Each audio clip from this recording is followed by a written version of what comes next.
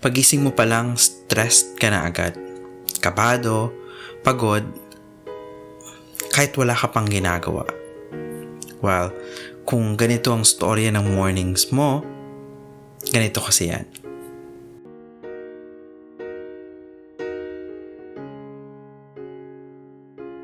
New Mind, New You. Fred here from Blissful Mind, and in this video, I wanted to talk about something quiet pero very destructive. Lately, I've been talking to a lot of people and ito talaga yung nirereklamo nila. Yung anxiety na sumasalubong sa'yo pagising mo pa lang sa umaga.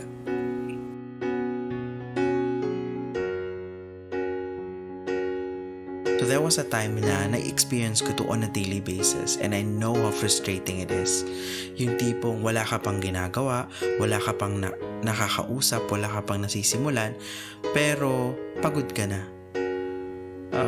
Ang bigat na agad ng pakiramdam na parang ayaw mo nang bumangon at simulan yung araw. And kasi 'di ba parang hindi ka pa bumabangon, unang pasok sa isip mo yung bills, kung anong dapat mong gawin today na napaka-overwhelming, yung mga hindi mo natapos kahapon, yung problema sa work, yung responsibility sa bahay, expectations, pressure, anong dapat mong gawin, paano mo i-resolve to, problema, right? And before the day even starts, wala na yung motivation mo, wala na yung joy, wala na yung excitement. And nung una, akala ko it's just part of life. Normal lang kasi lahat naman tayo nasa stress, diba? That's what they say. And pero yung naging problema ko talaga is that dahil nga yung utak ko is trapped in a loop of negative emotions, parang half ng utak ko nagtatrabaho, half ng utak ko namomroblema. So, ang bigat-bigat sa pakiramdam na itawid yung buong araw. And ang naging resulta, hindi ako makapag-focus, hindi ako makapag-isip ng maayos, hindi ako makapag-desisyon ng maayos. I'm not strategic. I'm just reactive, and most of the time, nakakairita, nakaka-frustrate. So, apektado talaga yung state of mind mo on a daily basis.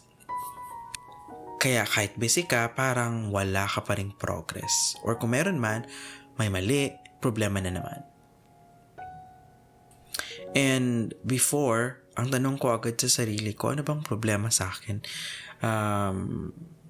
May mali ba sa akin? Bakit napaka problemado ko? Am I just the warrior type? Ganun yung tanong mo eh. Kasi makikita mo yung ibang tao, mas malala pa yung pinagdadaanan. Pero napaka saya naman nila. Parang wala silang iniisip.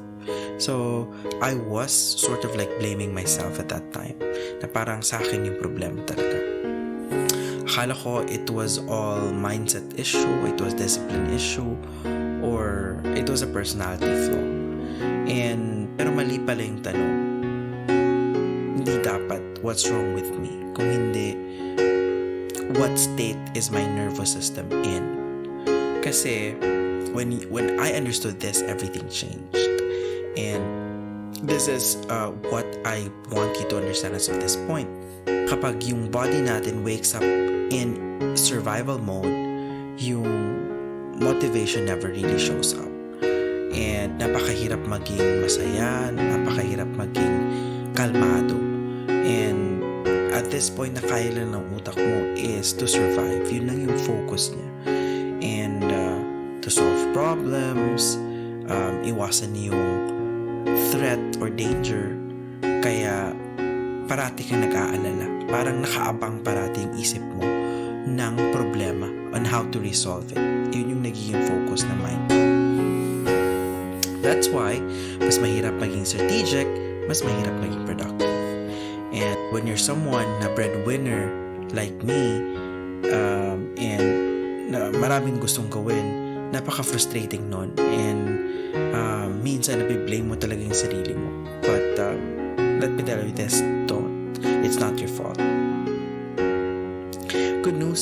this week we'll break down why this happens and how to gently interrupt it, what I did, and what neuroscience is saying about this. New mind, new you. This has been Fred. Ciao for now.